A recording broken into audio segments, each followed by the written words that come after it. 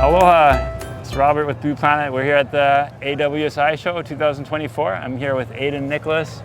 You just won the Molokai to Oahu race. Sure did. And then we got a bunch of footage of you at the hatchery the last few days, like right before the show started. We had some really fun conditions, yeah? We did. Sure, the gorge turned on and does what it does best, and we had some fun conditions close to Hood, which was nice. Yeah, so let's talk a little bit about the race first. So the Molokai to Oahu race, you were like, I think you finished like miles ahead of everybody else, right? Like a couple of miles probably, something like that? Yeah, I had a good lead. It was a tricky race, that's for sure. Yeah, it got really light in the middle, right? I mean, very light. Mm-hmm. It was sort of, what do we have in the middle there? It was probably sort of 6 to 10 knots. And it was a tactical, the cloud came through in the middle. The start was nuking. Yeah. Middle was super light, and the end started to pick back up again, but there was a few tactical decisions in the middle to decide whether I go to Oahu or just keep playing down the bumps that I was in the middle, which are bigger bumps so you can make downwind ground faster, but when I didn't have the wind strength, it was hard to do that. So I was like, okay, I'm gonna race out from this cloud cover across to closer to Oahu, got out from the clouds, and the wind started to pick up a little bit more, and then played all the way down and had a pretty good race all the way leading through. So you actually stayed a little bit northerly of the run line then? Definitely did, yeah. Okay. There was a lot of jibes in it. I looked at my track this year in comparison to last year. Yeah. Last year I could probably count like maybe 6 or 7 jibes. This one I think was in the vicinity of 80 to 90. Sort of just like really playing swell lines, and in the middle there, when you get your speed, if you can jibe on it, jibe back again, and gain another 100 meters downwind, it makes a big difference. Yeah. In the long so run. You kind of use the jibes to actually make ground downwind towards the downwind. When you didn't have those gusts and the swells lined up, like you could really soak on some fast rollers and just soak down there, and that's why I changed. Like last year I rode the 65 MA, and this year I was on the 580, and it was just for the fact that I could actually glide on the waves when needed. So if it did die off, I could just cruise down and make sure that I could stay on the faces, pump over a little bit, connect some. So yeah, I found a lot of times the hardest part where like kind of if you came off a bump and then you're kind of in the trough and there's like no wind or whatever, and you're just like, oh, and then you just don't want to come off foil because you know you can't get back up on foil, right? It is super tricky out there. It was a tricky race for sure. I rode a pretty small board, which I think going forward again, I'd probably ride a little bit more volume. Something in the, I'm 82 kg, so 175, 80, 180 pounds.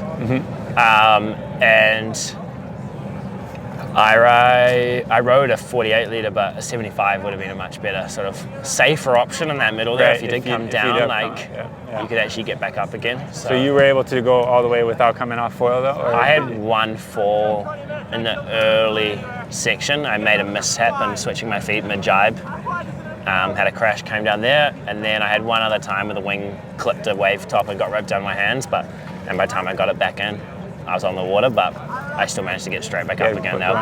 They're both pretty quick recoveries. So. Cool. And so let's talk about these wings. You used the 7 meter, right? I did. Yeah. So let's talk a little bit about that. I think last year you only had the smaller sizes in these wings, right? We did. 6'1" was the biggest, and there's something I chatted to the guys about that we sort of discussed, and we're going, okay, what wing size do we need for this race? Like, what's the best sort of size? And VMG is the massive ball player in this whole downwind racing, is you can have the fastest gear, but if you can't soak, and 10 degrees difference makes a massive, the speed difference that you've got to be going for that 10 degrees is huge. Right. So the 7 meter just allowed me, it was definitely overpowered at the top, but I could get a lot of depth off the start line. And then as it lightened off in the middle, I got back to my normal angles I run, but I just had a bit more power in the hands. And over that course of that race, a lot of people tend to get pretty tired as it gets near the end. So to have a wing that's got a little bit more power just allows you to, instead of going like, oh, it's a bit lighter, I'll just come up, it's like, I've still got power, I can just bear away and actually soak more than coming up on it. So, and that's always a better option in a downwind race. Definitely, yeah. I was using a 7 meter as well, which at the start, it was kind of like, oh, it's really windy, maybe I don't need a big wing, but then, yeah, I'm glad I'm glad I did use it. So it's kind of cool how you have, like, I guess this is to keep the center stride a little bit shorter. You have like that square. It's also to end here. keep the wingtips a little bit shorter proportionally, so we can add a bit more area without going as wide. So if you look at it, our 6.1, our 7, there's only a small difference there between actual wingspan. And allowing that there allows the working section, which is the section closest to the frame, to be a little bit wider and actually gain some power through there. So these have been super efficient, and they just get you up in those super light conditions and get you racing. Okay. So, yeah, so I guess just more power in the middle by making it exactly. That So part a little bit wider. if you think about it, like that's your, on average, your longest part of a wing is this middle section. So if you can expand that a little bit wider, and you can get the power through this section, and here you can get more square area in that main section of the wings. You don't have to push out the tips, and you don't have to add another strut out here to give the extra support, because you've got it in the middle there.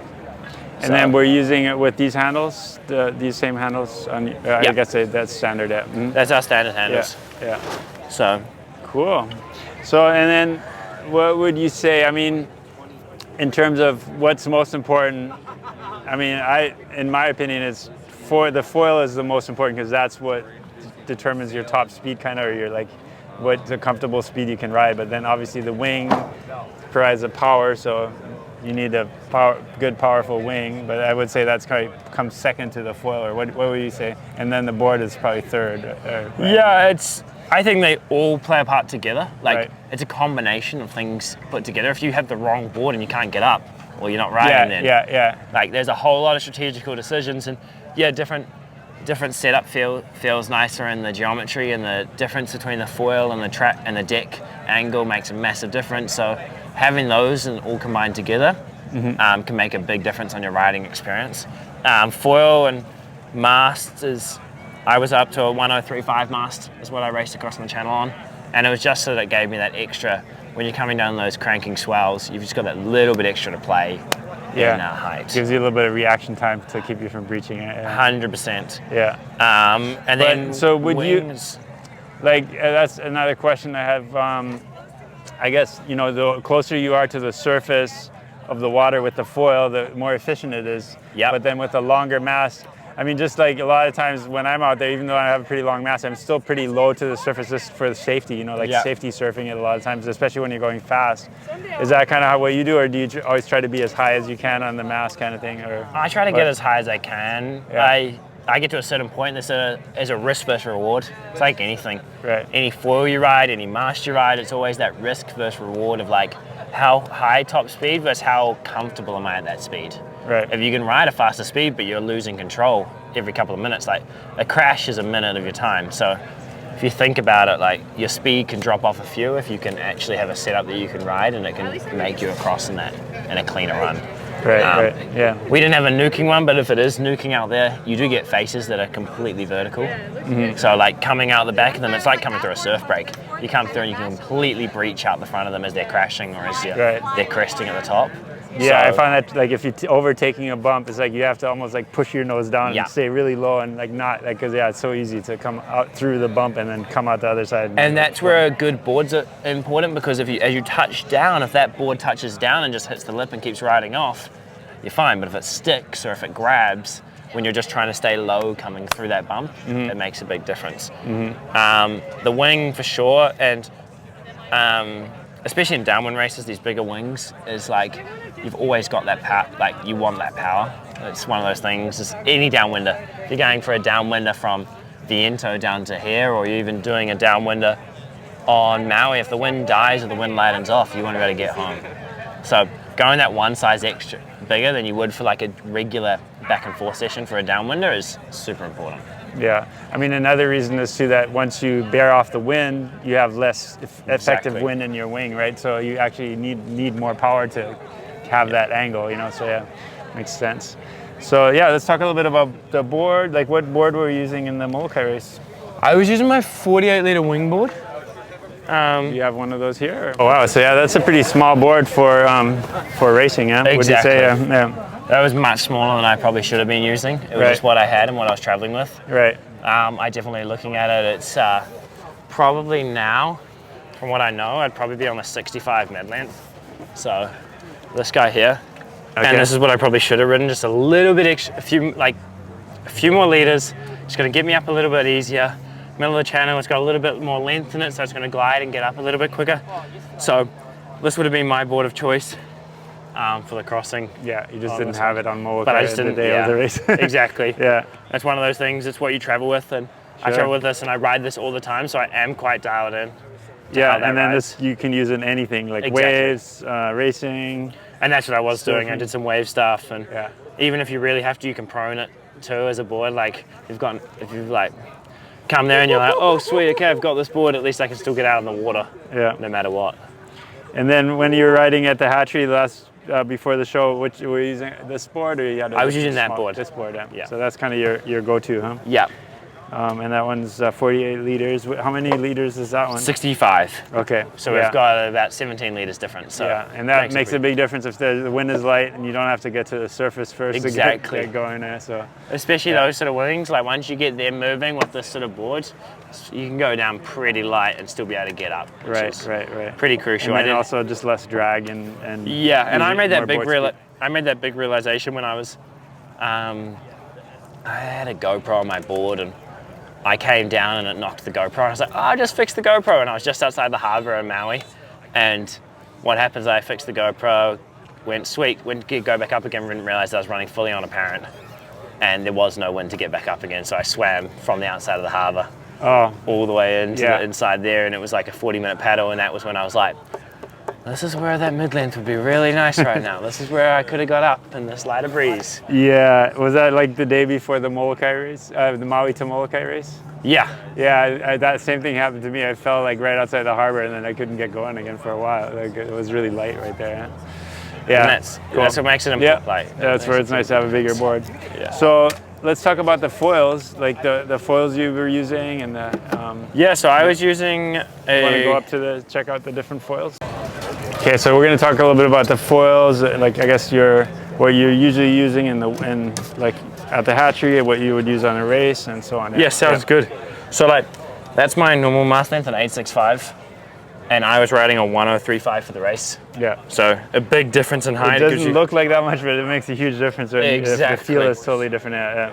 It's amazing that sort of you kind of from here down.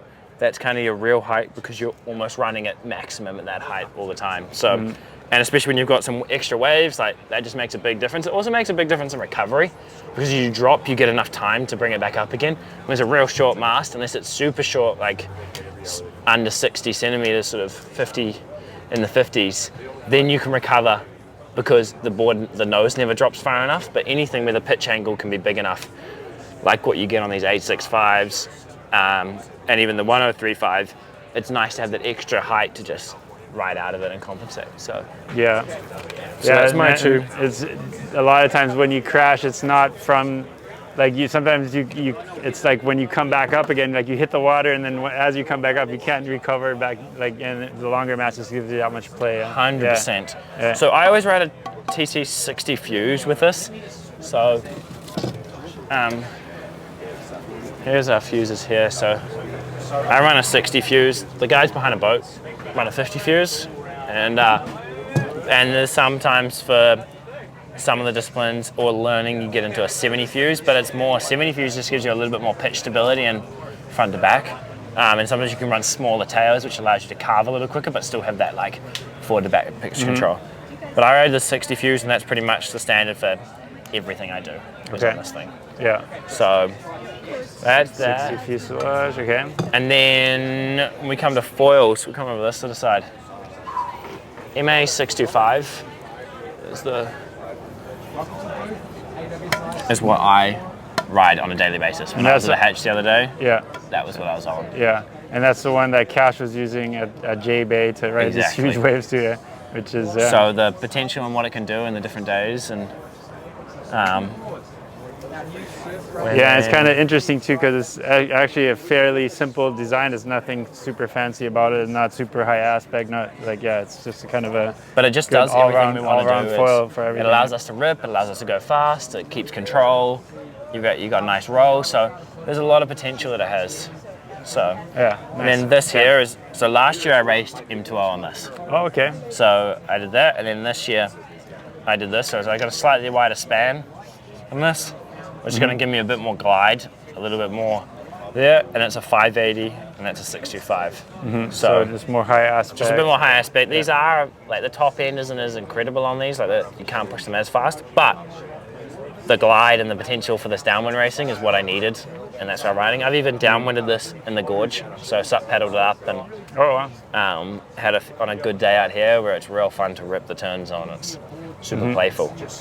So you think this one actually has a higher top end speed, but this one is kind of more comfortable at high speeds, or like this more one easy to control? This one is more comfortable at high speed. This one can be pushed at high speed, but isn't as comfortable at pushed. But it gives me glide when that wind dies, and that's what I was like. Last year I learned a big lesson of like how I can glide, the angle I can take, and I got rolled pretty hard from behind just down to leeward by Finn in the second half of the race, and I was like I really need something that I can actually just glide on my swells and actually capitalize on that. So this is the kind of style we're going for there. So. Cool. All right. So, and then what are the other foils in the range you want to kind of go over? Yes, sweet. The different foils. I had a speed 180 tail. That's my pretty standard option for any winging discipline in a sense. And there's some really cranking in the surf just because of the turning ability. But I put this with a red shim and I get my maximum speed potential.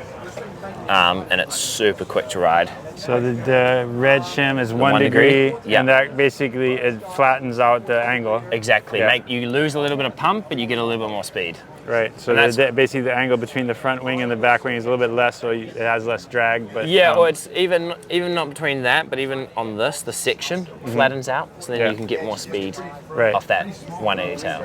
Right. So it just adds a little bit. You do get a little bit less stability in a sense on a small degree, and you lose a little bit of pumping when you shim it.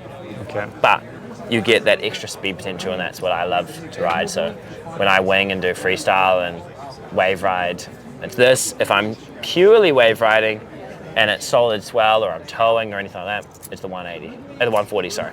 But still the speed one, yeah? Oh, the dart. The dart. Okay. Dart, and I put a blue shim on this one for me. That's my preference. Just because I like a little bit more speed potential, but it's already a fast enough tail that I want the control, and I don't want to lose all my pump out of the tail. Right. So. And then sometimes having, I guess, a little bit more angle also makes it easier to turn, right? Yeah. Okay. So we go. The surf is still what the guys are all using behind the boat. Glide's really good for flat water paddle ups. Pump 202 gives you that stability when you're jumping off the dock. So it gives you a little bit extra time to get onto the foil, get over the top of it, and get pumping. And it's amazing. It might only give you a small fraction of a second, but it's enough to make a big difference. Then we've got the 300, which is just super stable, getting into it. Going to provide that stability through learning new tacks, learning new jibes, all your progression. And then a flow 235 is just kind of transitioning down from the S1 300 into your next other tail options. Yeah. So. Yeah, and for the kind of beginner guys out there, don't start on one of these. Don't start. Those small tails, yeah. Definitely more advanced stuff. Yeah. Okay. Alloy rig. Yeah. So Army came out with this, and when I first heard about it, I was like, alloy, like, we've done carbon all this time, like, what are we doing? And it wasn't until I saw the product and had a conversation with Army that I was like, wow, he didn't cut any corners. Like, making alloy rigs with titanium fittings. To prevent corrosion. Yeah. Exactly, and giving like everything that it comes with when you arrive in a box. It's got all the washers that you could need for if you take this apart and replace it. You can put a new washer on each time. And it just allows you to get into the Armstrong system at a better price point. Yeah, much less expensive than a carbon mass and fuselage. Yeah. Exactly, and it's going to have its difficulties because it's not your carbon setup. It's not as the section is your 17 mil in thickness here in comparison to a performance mass where you're 14. So there's a big difference there. And slower. But and you have your corrosion there. I could sit my carbon mass together for years, and it's still like, boom, take it off. This, over time, Army's done an incredible job with all the fittings, everything like that, how you can take it apart.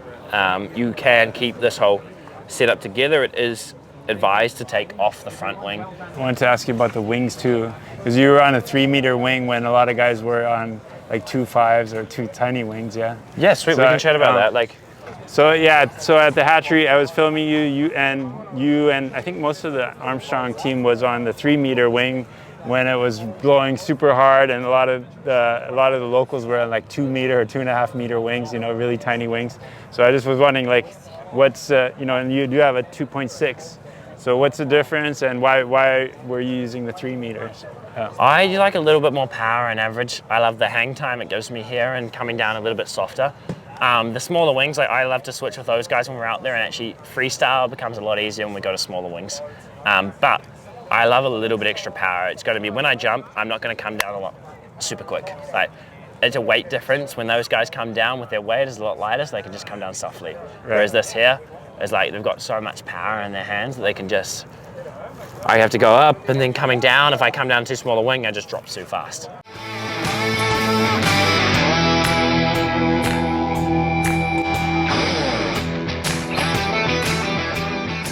Okay, thanks Aidan. Thanks so much. Appreciate your time and your knowledge, sharing the knowledge. So good luck. Probably see you again next year at the Molokai race. Yeah, no, it'll be great. I'm looking forward to another year and see what happens. All right. Thanks for watching. Aloha.